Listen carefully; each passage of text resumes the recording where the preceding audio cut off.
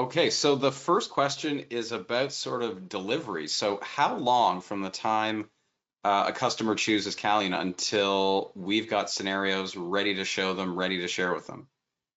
It depends. Yeah, so it is a very, it depends kind of thing because, there's so much to consider when we're building these things, whether it be environment, the hero props, like the assets that we're actually interacting with. Is it multiplayer? Are we integrating real equipment like George mentioned earlier? There's a lot to kind of consider. Now, that being said, most of the scenarios kind of fall under the same sort of level of fidelity, and you're usually between 2 to 3 months. So that's typically where it lands. I mean, the nice thing about it too is once we've developed it once, we can reuse a lot of the same assets. So, George was just using, or actually I'll use Hydra as an example because it's a perfect example. A lot of those tools that were on that bench, that pretty bench there or table, we reuse in all the scenarios. Now there are some new tools that we have to create here and there, but we get to reuse all of those. It saves on time and obviously money at the end of the day because we don't have to build it twice. And then we can always iterate and add new things. So it's kind of nice. So I would say between 2 and 3 months.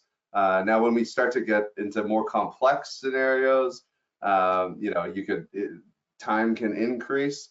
But for most of the scenarios that we're developing, it's within that range, and that's typically around a 15-minute experience, something like that. I hate putting time on it because technically George could have spent an hour in there. It's up to him. Yeah. But typically, from start to finish, if you're doing things on a timely manner.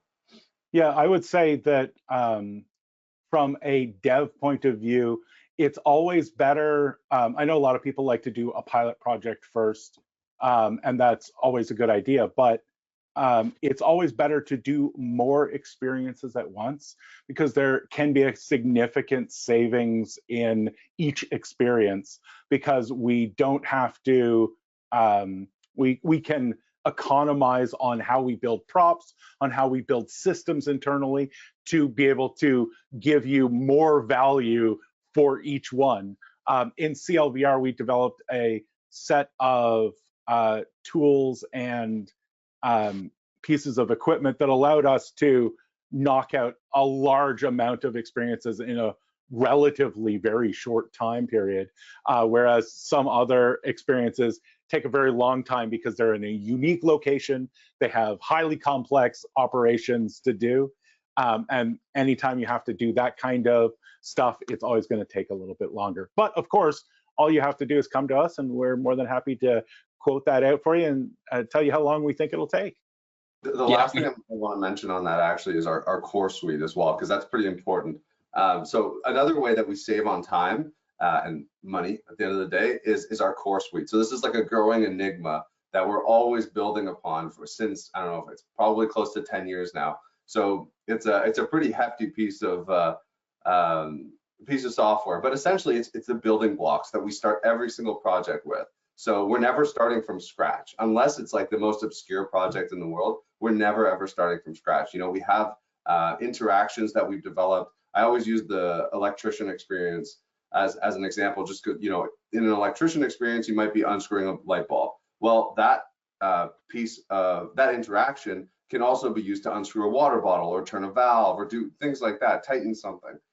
It's a lot of the stuff that we know that you're going to have to do in most real world experiences. So rather than writing from scratch every single time, we use that, and that does two things: saves a lot of time, saves money, which is kind of the one. But the last part is it's tried and it's tested.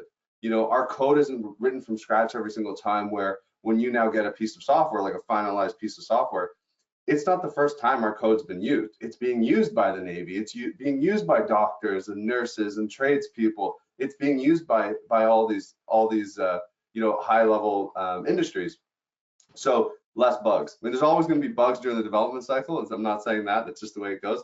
But there's we've noticed like a huge decline in bugs and QA processes. Okay, we are getting down to the end. If you could just be as quick as possible with the last question, what devices do we run on, and can customers customize the scenarios? Yes. I got a couple devices there. I've got some more off screen. George has a bunch there. Pretty much anything, actually anything. We've never not been able to deploy to a device. We can even still deploy to discontinued products like the HoloLens 2, for example. Yeah, there's a few there. The So like, devices behind me are the like development kits from the original Oculus, and an experience that I create this year can run on these older pieces of hardware because we make sure that our experiences are all using the same standards that we've always used.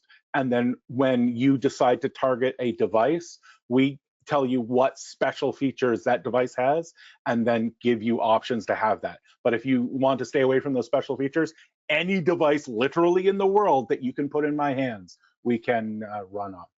yeah, and customization, yes, absolutely. We can do it during the development cycle. We do weekly show and share, so that's where we get input from the customer. Anything they want. At the end of the day, this is their product. We can just give our advice and suggest best practices. But anything that they want, we'll work very closely with them to customize.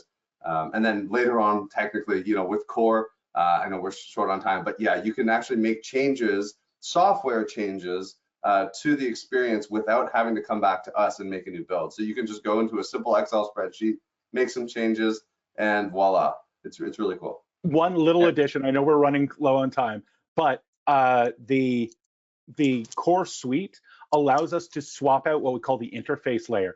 And if you have created an immersive experience, we can take that immersive experience and for a very low additional cost, we can allow it to be done on a flat screen from a web browser, just about any way you think of because of Core Suite being this great modular system.